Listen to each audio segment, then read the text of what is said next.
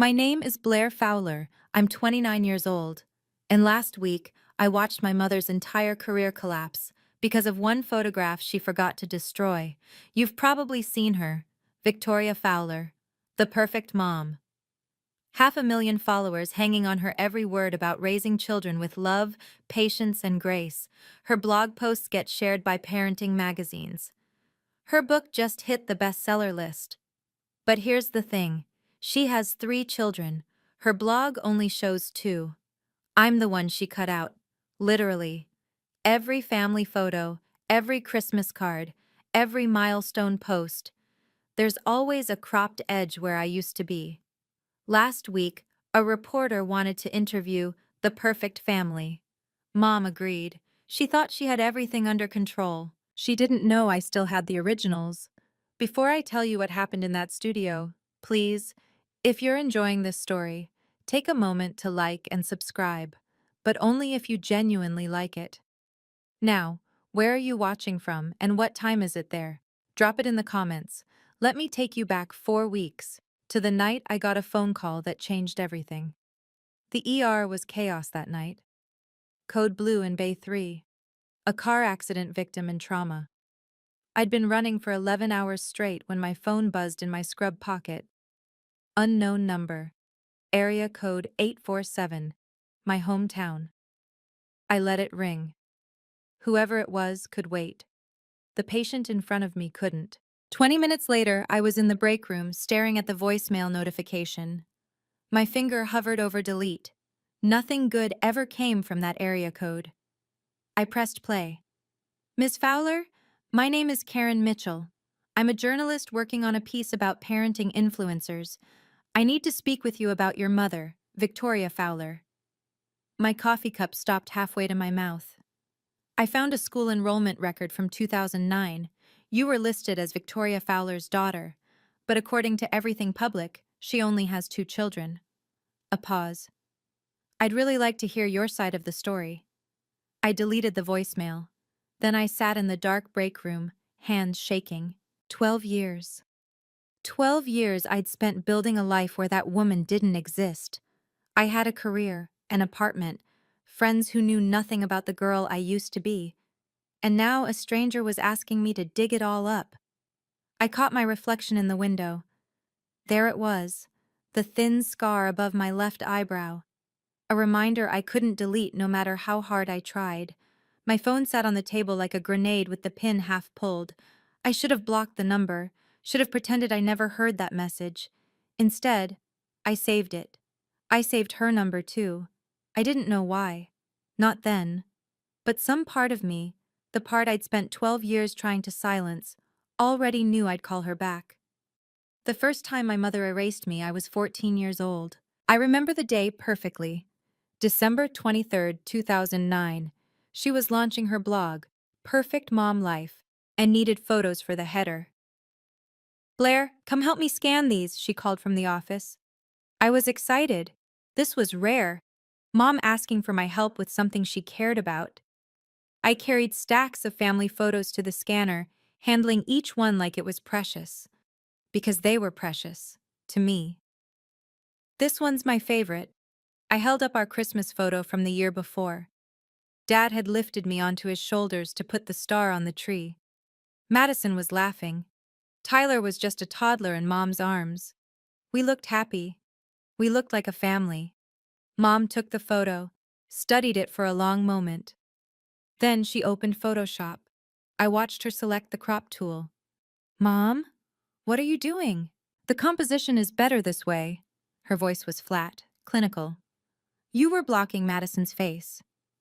I wasn't blocking anything. I was standing next to her. But on the screen, I watched myself disappear. One click, and I was gone. There. Mom smiled at the new version. Perfect. That was the first time. It wasn't the last. I didn't sleep after Karen's voicemail. Instead, I did something I hadn't done in years. I searched my mother's name, Victoria Fowler, the perfect mom, 500,000 followers, a book deal, magazine features. I scrolled through her Instagram, Hundreds of photos, birthday parties, graduations, vacations. Madison was in every shot. Tyler, too. Even Dad made appearances. But me? Not once. It was like I'd never existed at all. Growing up in the Fowler house, I learned to become invisible. Not because I wanted to, because it was the only way to survive. My 15th birthday. Mom was filming Madison's first ballet recital. Can't talk now, Blair. This is important. Parent-teacher conferences. She showed up 20 minutes late, then told my teacher, I have 2 other kids who actually need me. Dinner every night. Madison talked about her day. Tyler showed off his drawings. I sat at the end of the table, eating in silence, wondering if anyone would notice if I just stopped coming down. No one ever did. The worst part wasn't the neglect. It was watching Dad see everything and do nothing. He'd catch my eye sometimes, across the dinner table or in the hallway after one of Mom's cutting remarks. His face would twist into something that almost looked like guilt, but he never spoke up, never once. Your mom is under a lot of pressure, honey, he'd whisper when we were alone. Just try not to upset her. Don't upset her. Don't take up space. Don't exist too loudly. I got the message. By 16, I'd mastered the art of disappearing. I spent my afternoons at the library, my evenings at friends' houses, anywhere that wasn't home. I thought if I just became small enough, quiet enough, good enough, maybe she'd finally see me. I got straight A's, made honor roll every semester, volunteered at the hospital on weekends. Mom never mentioned any of it. But when Madison won a spelling bee, that made the blog, complete with a 1,500-word post about raising a champion. I wasn't even in the audience photos. I'd been erased from those, too. There was one person who saw me, really saw me. Mrs. Henderson taught 8th grade English at Millbrook Middle. She had gray hair, kind eyes, and a way of looking at students that made you feel like you mattered. I remember the day she sat down next to me in the cafeteria. I was alone, as usual. No lunch. Mom had forgotten to leave grocery money again. Mind if I join you? She didn't wait for an answer, just sat down and slid half her sandwich across the table. Turkey and Swiss. Hope that's okay. I was too hungry to refuse. She didn't ask questions that day. Didn't pry. Just sat with me while I ate, talking about books and weather and nothing important at all. But a few weeks later, she asked me to stay after class. Blair, I need to ask you something. Her voice was gentle but serious. Is everything okay at home? My heart stopped. I wanted to tell her everything, about the photos, the silence, the way Mom looked through me like I was made of glass. But I could hear Mom's voice in my head. What happens in this house stays in this house. I'm fine, Mrs. Henderson. I forced a smile. Really? She looked at my wrist, at the bruise I'd been hiding under my sleeve. Mom had grabbed me too hard the night before, angry about something I couldn't even remember now. Mrs. Henderson didn't push, but I saw her write something in a notebook after I left. I didn't think about it again. Not until years later, when I learned what she'd actually done. She tried to save me. She filed a report. But someone made sure it disappeared, just like me. I left home the spring of my junior year. Not ran away. Left. There's a difference. It started with good news. Great news, actually. I'd been accepted into an accelerated nursing program. Early admission, full scholarship. My ticket out. I ran home with the letter clutched to my chest. For one stupid moment, I thought maybe this would be the thing that finally made her proud. Mom was in the living room, camera pointed at Madison. Teaching Madison to bake, our mother-daughter tradition was written on a whiteboard behind them. Mom, I got in. I held up the letter. Full scholarship, the nursing program at State. She didn't look up from the viewfinder. That's nice, honey. I'm busy. But this is... Madison, sweetheart, stir the batter slower. Perfect. I stood there for 2 hours, waiting for a break, waiting for her to acknowledge that her daughter, her first daughter, had just achieved something worth celebrating. She never did. When the recording finally stopped, I tried again. "Mom, please, can we just talk for 5 minutes?" She sighed. The kind of sigh that made me feel like a burden just for existing. "You want to know why I don't make time for you, Blair?" She finally looked at me. "Maybe if you were easier to love, I'd try harder." The words hit like a physical blow. I didn't cry, didn't scream, just walked upstairs, packed a backpack, and left. No goodbye, no dramatic exit. I just walked out the front door at 11 p.m. and never came back. Nobody came looking. The next morning, Mom posted a video. "Self-care Sunday with my amazing kids." Madison and Tyler were in it. I wasn't. I hadn't existed to her for years. Now it was official. 2 days after Karen's voicemail, I still hadn't called back. I told myself I didn't want to. That digging up the past would only hurt me. That I'd built a good life and didn't need to blow it up for some journalist's exposé. But the truth, I was terrified. Terrified that if I started talking, I wouldn't be able to stop. Terrified that no one would believe me.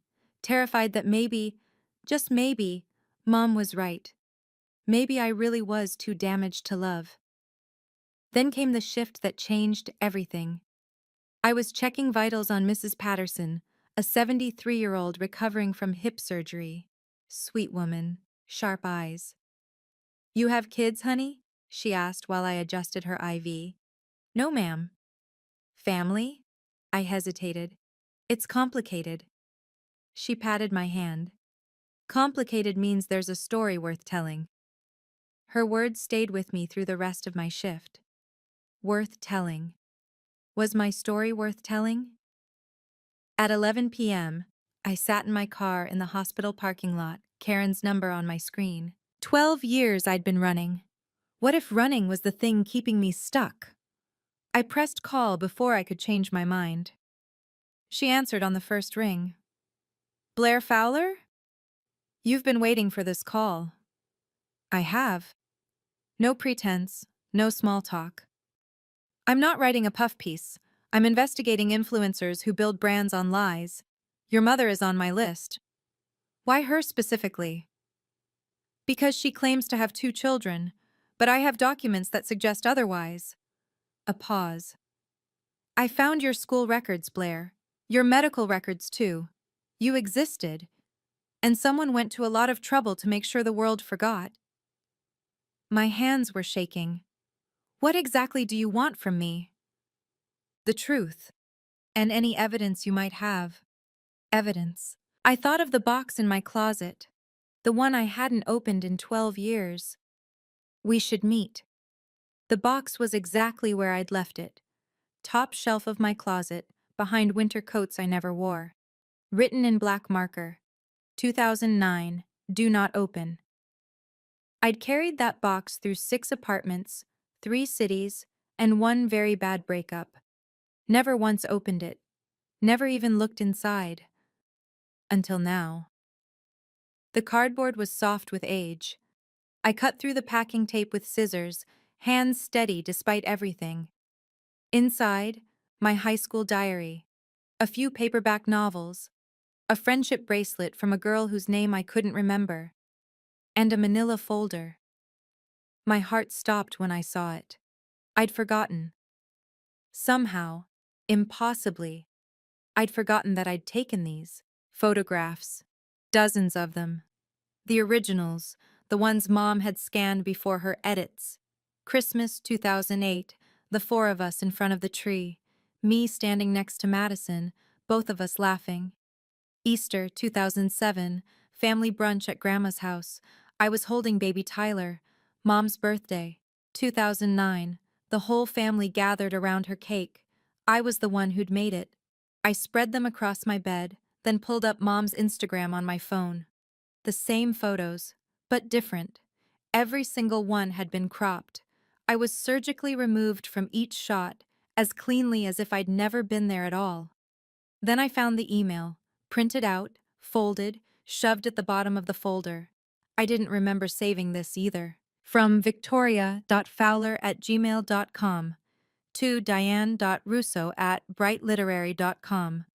Date March 15th, 2012. Regarding the family branding, I want to be clear, I have 2 children. Please never mention the name Blair in any materials. She is not part of this narrative. I read it 3 times. She is not part of this narrative. I hadn't been forgotten. I'd been erased on purpose. And now I had proof. We met at a coffee shop 3 towns over.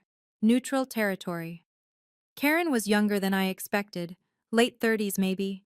Sharp features, sharper eyes. She ordered black coffee and got straight to business. I need to know why you're doing this, I said. Why this story? Why my mother specifically? She stirred her coffee, didn't drink it. My best friend in college, Jenna, her mom was a mommy blogger too, before that was even a thing. Karen's voice was steady, but I caught the crack beneath it. Picture perfect family. Inspirational posts about raising daughters with grace and kindness. I waited. Jenna took her own life our junior year. I'm so sorry. The comments on her mom's blog that day were all the same. So sorry for your loss. You were such an amazing mother. Karen finally looked at me. Nobody knew her mom hadn't spoken to her in months. Nobody knew she'd told Jenna she was too much work. I felt sick. I'm not asking you to destroy your mother, Karen said. I'm asking you to tell your truth. What she does with that truth is on her. I reached into my bag and pulled out the folder. I have photos, originals, and the versions she posted. I spread them on the table. And there's this. I handed her the email. Karen read it once, then again. Her expression didn't change, but I saw her grip tighten on the paper. She is not part of this narrative. This is... She exhaled slowly. This is exactly what I needed. There might be more. I told her about Mrs. Henderson, about the report that disappeared. Karen looked at me with something that might have been respect. Are you ready for what happens next? I thought about that 14-year-old girl watching herself get cropped out of existence. I've been ready for 12 years. Okay, I need to pause here for a second. If you're still with me, thank you. This story is hard to tell, and knowing you're listening makes it easier. If you've ever felt invisible in your own family, drop a black heart in the comments. And if you think I should show up at that interview, hit the like button. Now let's see what happened next. 3 days later, Karen sent me a link. You need to see this. I clicked through to Mom's Instagram. New post, pinned to the top of her feed. Announcement. So excited to share that Raising Perfect, A Mother's Guide to Nurturing Excellence, is officially being released next month.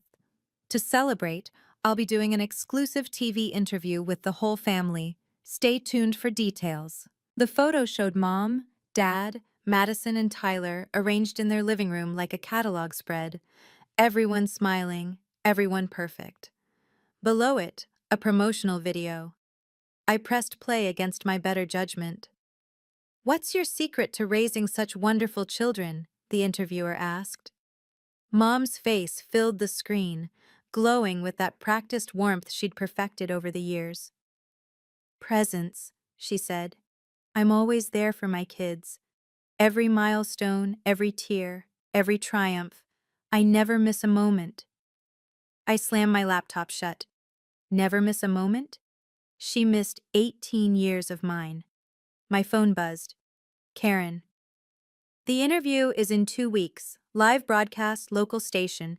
They're billing it as a family values feature. I stared at her message, heart pounding. If you want to do something, she continued, this is your window. 2 weeks. 14 days to decide whether I was going to keep running or finally stand still. I looked at the folder on my desk, the photos, the email, 12 years of silence. Mom was about to tell 500,000 people what an amazing mother she was. She was about to sell a book about raising children with love and presence, and she was going to do it without ever acknowledging I existed. unless I stopped her. My fingers typed before my brain caught up. Tell me more about the interview. I didn't sleep for 3 nights. Every time I closed my eyes, I saw two versions of myself. The woman who walked away and never looked back, and the girl who still flinched at the memory of her mother's voice. I made lists. That's what I do when I can't think straight. I write things down. Reasons not to do this. She'll call me unstable, a liar, an attention seeker. Madison and Tyler will hate me. I could get sued for defamation. My life is fine now. Why blow it up? Reasons to do this. 500,000 people are taking parenting advice from a woman who erased her own child. I have proof. I deserve to exist. Silence protects the abuser, not the victim. That last line. I'd said it to patients before. Survivors of domestic violence, of assault, of things they were too ashamed to name. But I'd never applied it to myself. I called Megan at 2 a.m. She's been my best friend since nursing school, the only person who knows even half my story. Am I crazy for considering this? That depends. Her voice was groggy but patient. What would you tell a patient who'd been abused and had a chance to speak up? I didn't hesitate. That their story matters, that silence only protects the person who hurt them. Then take your own advice, Blair. What if I'm just being petty? Megan laughed. Actually, laughed. Petty is keying someone's car. This is reclaiming your existence. There's a difference.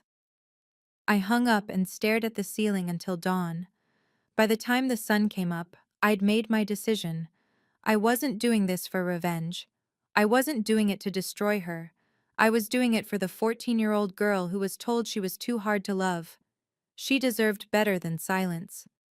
Finding Mrs. Henderson was easier than I expected. A quick search through the Millbrook Middle School alumni page led me to a retired teachers group, which led me to a Facebook profile with a familiar face.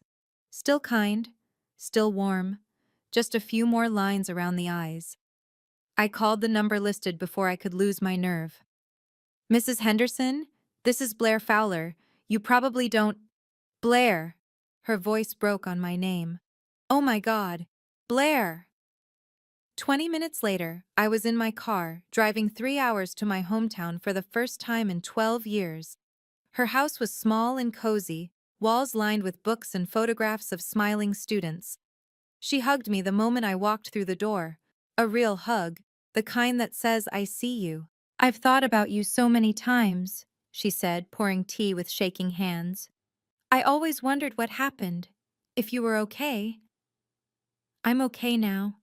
It felt strange to say it and mean it. But I need to ask you about something, from back then. Her face changed, guarded suddenly, like she'd been waiting for this conversation. I filed a report, she said quietly, to CPS, about you. My cup froze halfway to my mouth. What? I documented everything I observed, the bruises, the weight loss, the way you flinched when anyone mentioned your mother. She met my eyes. I filed it my last week at Millbrook, and then nothing happened. What do you mean nothing? Someone marked it as unsubstantiated without ever investigating. The case was closed before it even opened. She stood, walked to an old filing cabinet in the corner. But I kept a copy, just in case. She pulled out a worn folder and placed it in my hands. In case someday you needed it.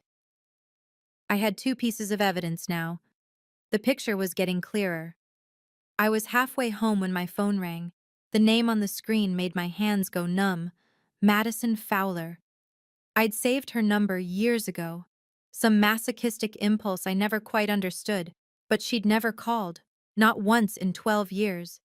I pulled over, stared at the screen, watched it ring 4 times. Then I answered. Blair? Her voice was higher than I remembered, nervous. Is this really you? I couldn't speak for a moment. The last time I'd heard that voice, she was 12 years old, asking why I was leaving. It's me. I found your number in Dad's old phone. She was talking fast, the way people do when they're scared of silence. I've wanted to call for years. I just never knew what to say. Why now? A long pause. Mom's book is coming out, and I keep having this feeling that something's wrong, that there's something I don't know. Another pause. Were you really as bad as Mom says? The question hit like a slap. What did she tell you? That you were troubled, that you ran away because you couldn't handle our family's values, that we shouldn't talk about you because it hurt Mom too much. I gripped the steering wheel so hard my knuckles went white. None of that is true, Madison. Then what is true? I thought about the folder in my passenger seat, the photos, the email, Mrs. Henderson's report. I think you should ask Mom that question, I said carefully, and watch her face when she answers. Silence stretched between us. Will I see you again? Madison's voice was small now, young. Maybe. I meant it. But there are some things that need to happen first. I hung up knowing full well that Madison would go straight to Mom. The clock was ticking now. The cease and desist arrived the next morning. I stared at the email, reading it 3 times to make sure I wasn't hallucinating. Cease and desist. Notice, defamation, harassment, and tortious interference. Dear Ms. Fowler, Dear Ms. This firm represents Victoria Fowler regarding your recent communications and activities. My mother had lawyered up. Before I'd even said a word publicly, she was already building her defense, but that wasn't the worst part. I opened Instagram to find Mom's latest story, a soft focus video of her looking tearfully into the camera. Some people from my past are trying to destroy what I've built, she said, voice trembling just enough to seem authentic. I don't know why. I've only ever tried to be a good mother. Please pray for my family during this difficult time. The comments were already flooding in. Stay strong, Queen. Jealous people always attack success. We love you, Victoria. Don't let the haters win. She was controlling the narrative, getting ahead of whatever I might say by painting herself as the victim before I could even open my mouth. I called Karen immediately. She's making me look like the villain before I've done anything. That's what narcissists do. Karen's voice was calm, unsurprised. But she doesn't know what we have, and she doesn't know about the interview. What interview? I've been in contact with the station doing her book launch segment. They want a family values piece. I mentioned I might have a family member with a different perspective. My heart stopped. You didn't. I did. They're interested. A pause. But you'd have to agree to appear, live, in front of cameras. The cease and desist was still open on my laptop. I thought about the 14-year-old girl who was told to be quiet.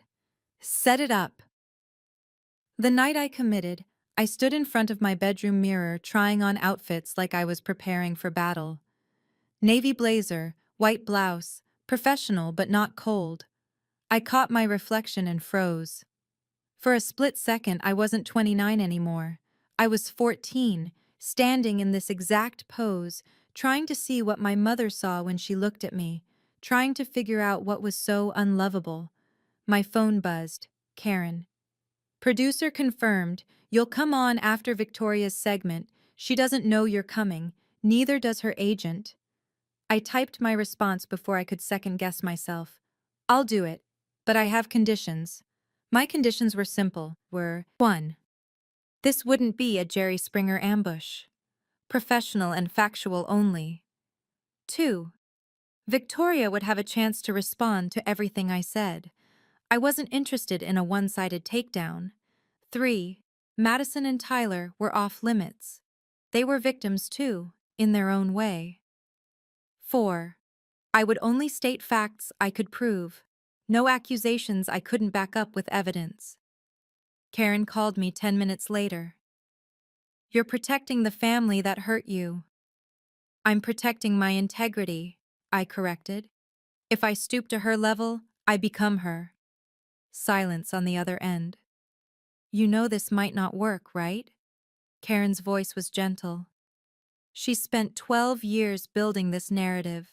You're walking in with a folder and hoping the truth matters. The truth does matter.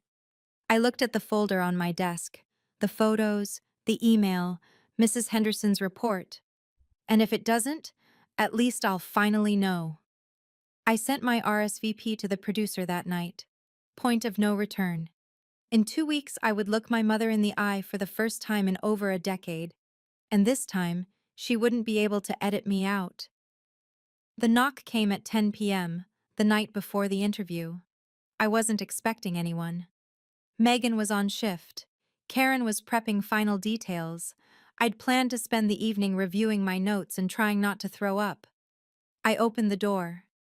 Tyler stood in the hallway, 21 years old now, taller than I remembered, red-eyed, like he'd been crying. "Madison told me," he said without preamble, "about the interview tomorrow.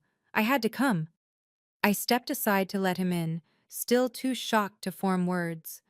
The last time I'd seen my brother, he was 9 years old, standing at his bedroom window, waving as I walked away with a backpack and nowhere to go. "You remember me?" I finally managed. "Of course I remember you." He sat on my couch like his legs couldn't hold him anymore. "I remember you reading me bedtime stories, making pancakes on Saturday mornings, the way you'd sneak me extra cookies when Mom wasn't looking." I felt tears prick my eyes but forced them back. "I remember the night you left too." His voice cracked. "Mom said you ran away, but I saw her lock your bedroom door that night. I didn't understand then. I was too young." "Tyler, I've been putting pieces together for years." He looked at me with our father's eyes. "Mom gets weird whenever your name comes up. Dad won't make eye contact with anyone. Madison keeps defending Mom, but I can see the doubt." He took a shaky breath. "I don't know exactly what happened, but I know you didn't abandon us." He reached out and took my hand. "And I want you to know, I'm glad you're telling the truth, whatever happens tomorrow." I hugged my little brother for the first time in 12 years. And for the first time, I didn't feel completely alone. Tyler left around midnight with a promise to text me before the interview. Then it was just me and the silence. I spread everything out on my kitchen table, organized it the way I organize patient charts, methodical, precise, no room for error. The photos, originals on the left, cropped versions on the right. Side by side, the evidence was undeniable. The email, highlighted, printed twice in case one copy got damaged. Mrs. Henderson's report, 15 years old but still legible, still damning. One more thing at the bottom of the folder. I'd almost forgotten about it. Text messages from 5 years ago. An unknown number that I later traced to Mom's assistant's phone. "Stop contacting your siblings, you're dead to this family." I'd saved it because some part of me couldn't believe it was real. Couldn't accept that my own mother could be so cruel in writing. Now it was just another piece of evidence. My phone buzzed. "Megan. You ready?" I typed back. "Tell me I'm doing the right thing." Her response came immediately. "You're doing the brave thing. That's more important than the right thing." I stared at the ceiling until 3 a.m., running through every possible scenario. What if she denied everything? What if no one believed me? What if I froze up and couldn't speak? At 4 a.m., I finally gave up on sleep, made coffee, watched the sunrise through my kitchen window. In 8 hours, my mother would look at me for the first time in a decade. In 8 hours, 500,000 people would learn that the perfect mom had a daughter she tried to erase. I sealed the folder, set my alarm, and waited for the day I'd been running toward my entire life. We're about to get to the interview, the moment I've been building toward this whole story. But before we do, I want to know, what would you do in my shoes? Would you show up? Would you stay silent? Let me know in the comments. And if you haven't already, subscribe so you don't miss how this ends. Okay, here we go. The studio was smaller than I expected. I'd imagined something grand.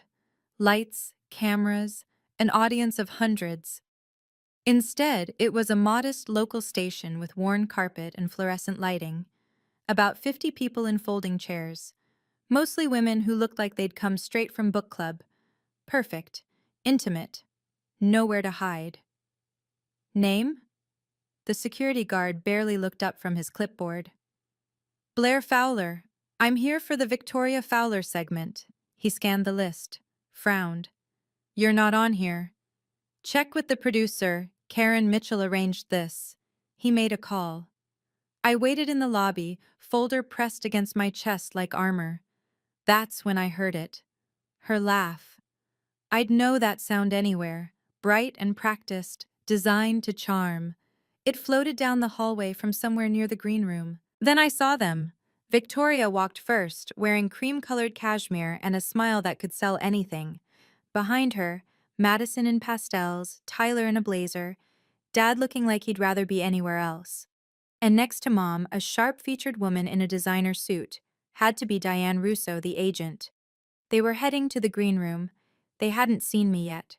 But Madison did. She stopped mid-step. Her face went white. Blair? Victoria turned. For one frozen moment, we just stared at each other. Mother and daughter, separated by 12 years and 20 feet of studio carpet. I saw the mask slip. Just for half a second.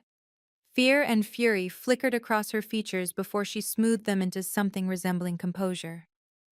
What are you doing here? Her voice was ice. I was invited. Diane Russo looked between us, confusion plain on her face. Victoria, who is this? Mom's jaw tightened. No one. Just someone from a long time ago. Actually, I said calmly, I'm her daughter. Her first daughter, the one she forgot to mention. The silence that followed was deafening. The producer appeared before anyone could respond.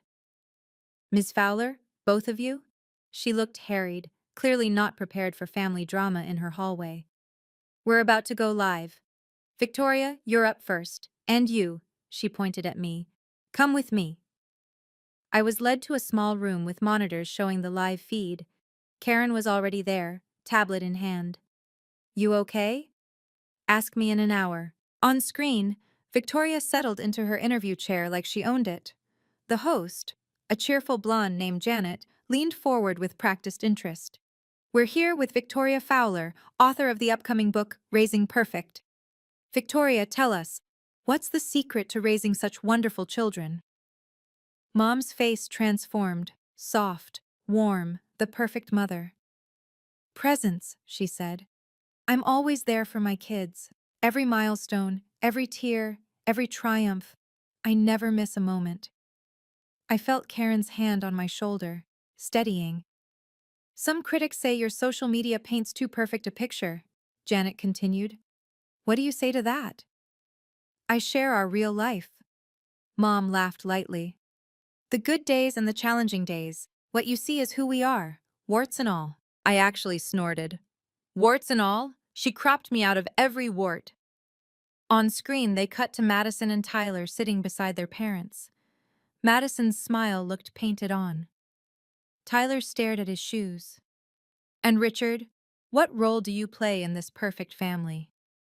Dad gave his rehearsed answer. I'm the supporting cast. Victoria's the star. Polite laughter from the audience. Karen's tablet buzzed.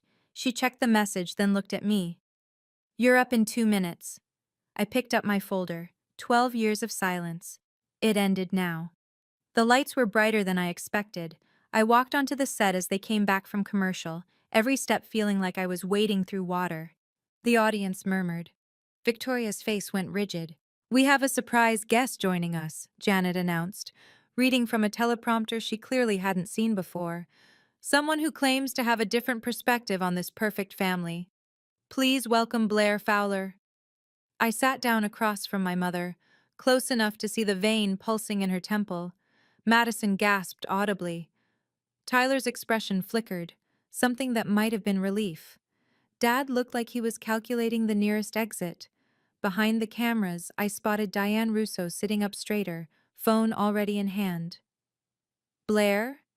Janet tried to recover her composure. You've reached out to us claiming to be Victoria's daughter, But Victoria has never mentioned you publicly. Can you explain? I kept my voice steady, calm, professional. Victoria is my biological mother. I lived in her home until I was 17 years old. Then I left, because I had no other choice.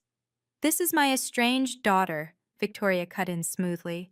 She's unfortunately struggled with mental health issues for years. I'm a registered nurse at St. Matthew's Hospital. I didn't raise my voice, didn't need to. I have zero mental health diagnoses. I'd be happy to provide my employment records and medical clearances. Victoria's mouth opened, closed, no rebuttal ready. What I do have, I continued, is documentation of something else. I opened the folder, pulled out the first photograph. This is a Christmas photo from 2008, the original version. I handed it to Janet. 4 people, Victoria, Richard, Madison, Tyler, and me. Second photo. This is the version Victoria posted on her blog, the version 500,000 people have seen. Janet held them up to the camera. Her eyes widened. The audience gasped. 3 people in the second photo. Where I should have been standing, nothing but empty space. Would you like to explain, I asked my mother, why you've spent 12 years erasing me from existence? Victoria recovered faster than I expected. Old photographs get cropped for composition. Her voice was steady, but her hands weren't. That proves nothing. This is clearly a desperate attempt to... I thought you might say that. I pulled out the printed email, handed it to Janet. This is an email from Victoria to her literary agent, dated March 2012. Would you read the highlighted section aloud? Janet hesitated, looked at the producer, got a nod. She cleared her throat. Regarding the family branding, I want to be clear. I have 2 children. Please never mention the name Blair in any materials. She paused, face pale. She is not part of this narrative. Dead silence. 50 people in that studio, not one of them breathed. That email was taken out of context, Victoria started. What context makes "she is not part of this narrative" acceptable? I kept my voice level, almost gentle. What context erases your own daughter? Movement in my peripheral vision. Diane Russo was on her feet, already heading toward the exit with her phone pressed to her ear. There's one more thing. I pulled out the final document. When I was in 8th grade, my teacher filed a report with Child Protective Services. She documented signs of neglect and emotional abuse. Victoria's composure cracked. That's a lie. The report was marked unsubstantiated without investigation. Someone made it disappear. I handed the copy to Janet. But Mrs. Henderson kept her own copy, because she knew someday the truth might matter. Victoria turned to the cameras, desperation bleeding through her perfect facade. This is a witch hunt. This is... Mom, stop. Every head turned to Madison. My little sister was crying, mascara running down her cheeks, but her voice was steady. Just stop. The words hung in the air like smoke after an explosion. Victoria's face, the face I'd spent my whole childhood trying to please, crumpled into something I'd never seen before. Not remorse, not guilt, fear. The fear of someone who'd just watched their entire world collapse on live television. They cut to commercial. The moment the cameras stopped rolling, chaos erupted. Victoria stood up so fast her chair nearly toppled. She made it 3 steps toward the exit before Diane Russo blocked her path. The agent's face was granite. Victoria, I just got off the phone with the publisher. Her voice carried across the silent studio. They're pausing the book release pending investigation. Diane, you can't do this. I can, and I am. Diane's eyes were cold. I don't represent liars, especially ones who erase their own children. She walked out without looking back. Victoria stood frozen, watching her career exit through the studio doors. Honey. Dad reached for her arm. Don't. Mom's voice was barely a whisper. Just don't. Through it all, I stayed in my chair, folder in my lap, heart pounding but hands steady. Tyler walked over to me, in front of everyone, the crew, the audience, our broken family. He wrapped his arms around me. "I'm proud of you," he murmured against my hair. I hugged him back, couldn't speak. Madison was still in her seat, tears streaming silently down her face. I walked over, crouched beside her. "I'm sorry you found out this way." She looked at me with eyes that held 12 years of questions. "You're sorry?" A hollow laugh. "I've been living a lie my whole life. I had a sister, and she made me forget you existed. You were 12 when I left. You didn't know." "I want to know now." She grabbed my hand like a lifeline. "Everything. Can we talk? After?" "I'd like that." Janet approached me as the audience filed out, shell-shocked. "That was unprecedented." She shook her head. "Are you okay?" I looked at my brother beside me, my sister holding my hand. For the first time in 12 years, I wasn't invisible. "I'm still standing. That's more than I expected." By midnight, I was trending. The perfect mom spread across social media like wildfire. Twitter, TikTok, Instagram, every platform had its own version of what happened. Parenting influencer Victoria Fowler's secret daughter speaks out. The perfect mom's imperfect secret, daughter she erased for 12 years, confronts her live on TV. Who else is lying to us? Internet questions, all mommy bloggers after viral interview.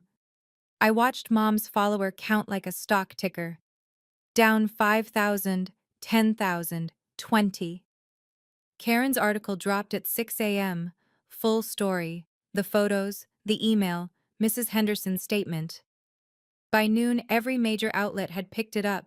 My phone wouldn't stop buzzing. Colleagues, "OMG Blair, I had no idea." High school classmates, "I always knew something was off with your family." Complete strangers, "Your story gave me the courage to speak up about my own mother." That last one stopped me. I read it 3 times. Megan came over that evening with takeout and a bottle of wine. "How do you feel?" I stared at the ceiling, too exhausted to lie. "I don't know yet. Ask me in a week." My phone buzzed again. Text from Tyler. "I'm proud of you. Mom's locked herself in the bedroom and won't come out. Dad's drinking in the garage." Then another message. Unknown number. "You'll regret this." No signature. But I knew who it was from. I showed Megan. She rolled her eyes. "Threatening texts? Really? After everything that just happened?" I blocked the number without responding. Maybe she was right. Maybe I would regret this. But as I scrolled through message after message from people who'd finally been seen, who'd finally been believed, I couldn't bring myself to care. I'd been invisible for 29 years. Not anymore. Victoria's video dropped 3 days later. She was sitting in her living room, perfectly lit, of course, even in crisis. Tears streamed down her face as she spoke directly into the camera. "My family has gone through something unimaginable," she began, voice trembling. "My eldest daughter Blair and I have had a complicated relationship. I made mistakes. I'm not perfect. No mother is. Megan and I watched it together on my laptop. But I never stopped loving her," Victoria continued. "I just didn't know how to reach her. Blair has struggled with feelings of rejection since childhood. I tried to protect her by keeping her out of the spotlight. I see now that was wrong." "Unbelievable," Megan muttered. "She's making herself the victim." The comments were mixed. "This sounds like damage control." "She's obviously just protecting her brand." Blair seemed pretty credible, though. "Maybe there's two sides to every story," Karen called that afternoon. "Do you want to respond? I can set up an interview." "No." I didn't hesitate. "She's trying to pull me into a back and forth. The evidence speaks for itself." "You're sure?" I said what I needed to say. I'm not playing ping pong with a narcissist. I hung up and stared out my window at the city lights. Part of me, the little girl who still remembered making Mother's Day cards that never got hung on the fridge, wanted Victoria's video to be real, wanted to believe she'd changed. That maybe, finally, she actually regretted something. But her tears weren't for me. They were for her lost followers, her canceled book, her shattered image. I went to bed early that night, cried for an hour in the dark, not for myself, for the mother I never had, and the one I was finally learning to let go. Madison showed up at my apartment 5 days after the interview. No warning, just a knock at the door and my little sister standing there with red-rimmed eyes and a cardboard box. "I found these in the attic," she said, "hidden behind Mom's college stuff. More photos, more evidence. Pictures I'd never seen, birthday parties where I was clearly present, school events where I was standing right next to Madison. All of them cropped in the public versions, all of them proving again and again that I wasn't making any of it up. We sat on my couch for hours, spreading photographs across the cushions like pieces of a terrible puzzle. "Tell me everything," Madison said, "from the beginning." So I did. The cropping, the silence, the dinner tables where I sat invisible, the day I left and no one came looking. Madison cried the entire time. "I thought I had the perfect childhood," she whispered. "Now I don't know what was real." "Your childhood wasn't fake, Madison." I took her hand. "Mom's love for you wasn't fake. It's just, I wasn't included in it." "Why?" Her voice cracked. "Why you and not me?" I'd asked myself that question 1,000 times. I think I reminded her of a time she wanted to forget. Before the blog. Before the perfect mom. I saw her when she was struggling. When she wasn't perfect. I squeezed her hand. She never forgave me for being a witness to her flaws. "That's so messed up." "It is. But you didn't do anything wrong. And I don't want you to carry guilt for being loved." Madison wrapped her arms around me. A real hug. The first one she'd given me since she was 12 years old. "Can we start over?" she asked. "I want to know my sister."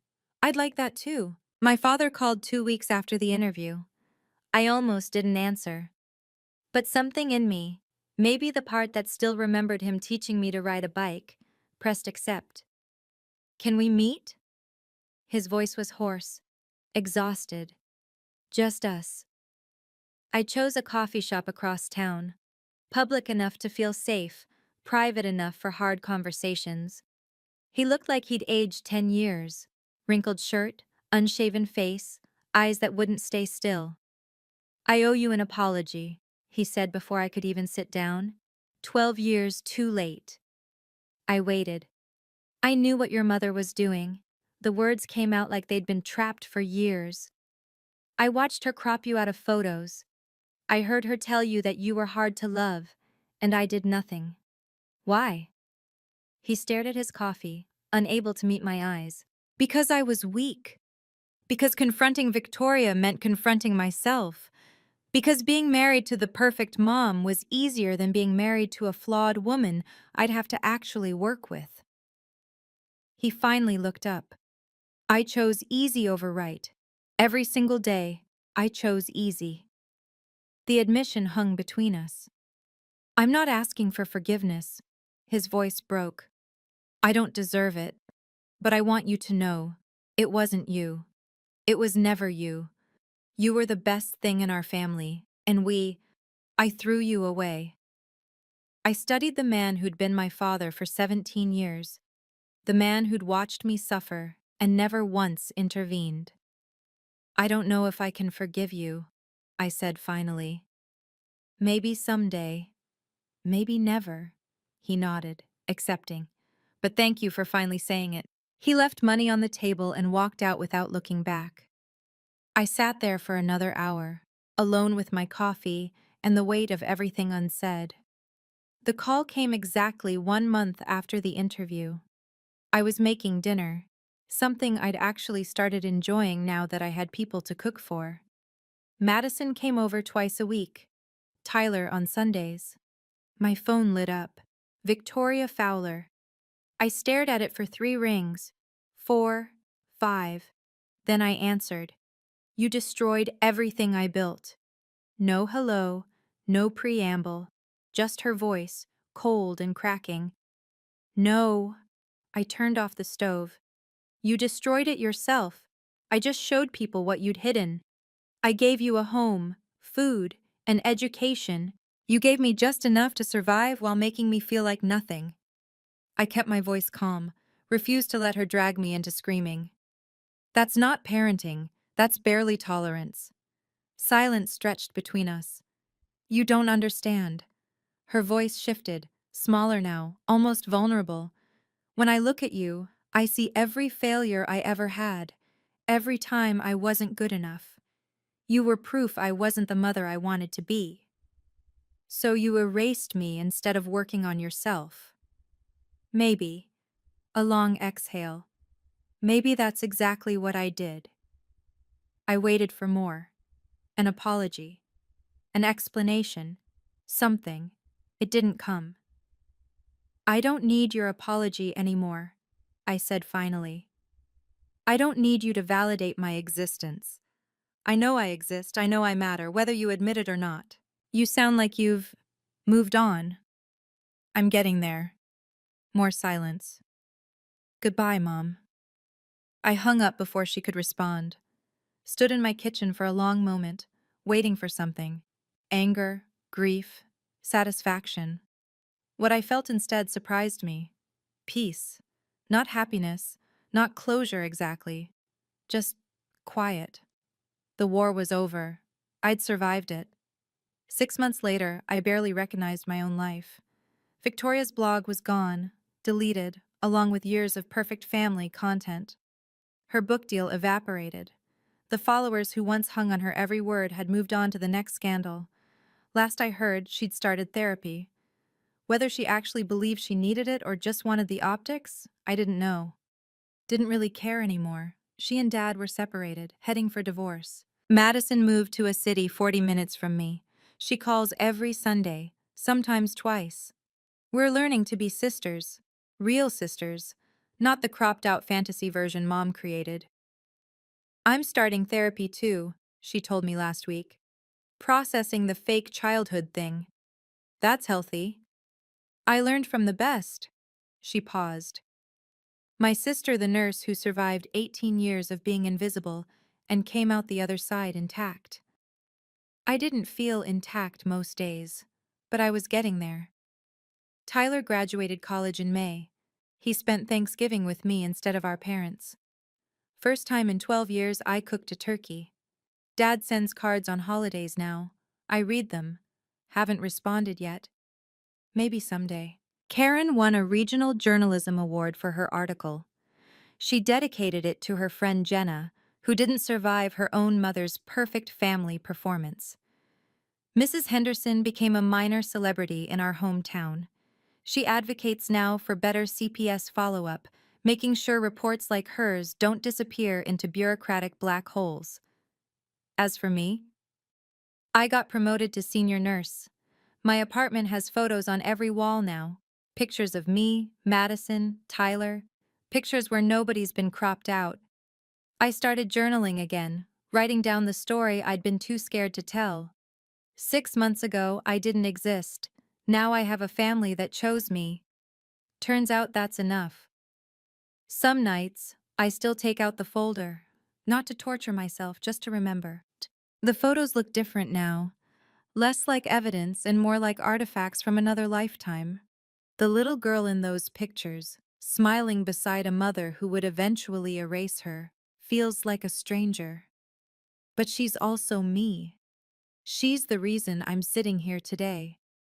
I keep one photo on my mantle now. Christmas, 2008, the original version. 4 of us standing in front of the tree. My arm around Madison. Both of us laughing at something Dad said. I don't remember what was so funny, but I remember how it felt. Like I belonged. For 12 years, I thought being erased was my fault. That if I'd just been easier, quieter, more lovable, she would have kept me in the frame. Here's what I finally understand. Some people don't edit you out because you're wrong. They edit you out because you're evidence. Evidence that they're not who they pretend to be. You can't make someone love you, you can't make someone see you, but you can make sure you see yourself. That's the real victory. Not the viral interview, not watching mom's career collapse, not even getting my siblings back. The victory is this. I know who I am now. I'm a nurse who saves lives, a sister who shows up, a woman who refused to stay invisible. I'm not the cropped girl anymore. I'm the whole picture. And nobody, not my mother, not the followers who believed her, not the voice in my head that still sometimes whispers, too hard to love, can edit that out. I put the folder back in the closet, closed the door. And for the first time in 29 years, I feel something I never thought I'd have. Home. If you're wondering, did I set out to destroy my mother? No. I set out to exist. The destruction was a consequence of her choices, not mine. I simply refused to be invisible anymore. Do I talk to her now? No. Maybe never. And that's okay. Setting boundaries isn't punishment, it's protection. Madison and I are building something real. We text every day, sometimes about heavy stuff, sometimes just memes and dinner plans. Tyler is figuring out who he is without the weight of perfect family expectations. Even Dad is learning slowly that silence is complicity. Some people ask if I regret going public, if I wish I'd handled it differently, quietly. The answer is no. Because I think about all the other Blairs out there, the daughters being cropped out of their own stories, the children told they're too much, too difficult, too hard to love. Maybe one of them saw my interview. Maybe one of them finally realized, it's not me. It was never me. That's worth more than peace and quiet. I go to work. I save lives. I have friends who know the real me. I have a small apartment with photos on every wall, photos with me in them. Was it worth it? Every single moment. Because the alternative was another 12 years of being cropped out of my own life. And I wasn't willing to pay that price anymore. Neither should you. So why did my mother do what she did? I've thought about this a lot, talked to therapists about it, read books about narcissistic parents until my eyes blurred. Here's what I've come to understand. Victoria grew up poor, neglected by her own mother. She swore she'd be different. The perfect mom, the one who never failed. But somewhere along the way, perfect stopped meaning love. It started meaning image. I was born during her struggling years. I witnessed the poverty, the arguments, the times she wasn't perfect. And for someone building a brand around perfection, I was a liability. Psychologists call it narcissistic injury. When someone's self-image depends on being flawless, anyone who threatens that image becomes the enemy. I wasn't her daughter anymore. I was evidence of everything she wanted to forget. As for me, why did I stay silent so long? Trauma bonding. When the person who's supposed to love you withholds that love, you spend your whole life trying to earn it. I kept thinking, if I'm just good enough, quiet enough, small enough, she'll finally see me. I wasn't weak for wanting my mother's love. I was human, but I was wrong to think her inability to love me was my failing. If any of this sounds familiar, if someone in your life makes you feel invisible, like you have to shrink to be accepted, I want you to know something. You are not the problem. Their inability to see you is not your fault, and you are allowed to walk away from people who hurt you, even if they're family. Your existence is not up for edit. That's my story. Thank you for listening to the whole thing. I know it was long. If this resonated with you, please leave a comment. Tell me your story. I read every single one, and if you want more stories like this, subscribe, hit the bell, and check out the video in the description. Take care of yourselves. You matter.